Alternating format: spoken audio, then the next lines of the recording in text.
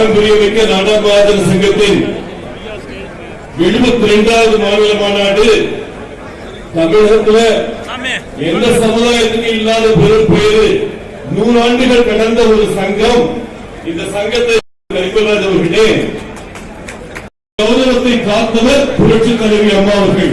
அன்றைக்கு எப்படி நடப்பாளர் அறிஞர் செயலாளர் சட்டமன்றத்தில் துணைத் தலைவர் எங்கள் அன்பு சகோதரர் இதை பண்ணி வாய்ந்த திரு ராஜ் சத்யன் அவர்களே மற்றும் வந்து சிறப்பித்துக் கொண்டிருக்கக்கூடிய அனைத்து கழக நிர்வாகிகளையும் வரவேற்பதில் பெருமை அடைகிறேன். படிக்க வைத்தவர் பெருந்தலைவர் காமராஜர். அதனாலதான் புரட்சி தலைவர் எப்பவுமே சொல்லுவாரு, அண்ணா என்னுடைய பப்ளிக் லிமிடெட் கம்பெனியா இருந்த நாடாளுமன்ற சங்கத்தின் நம்ம டாக்டர்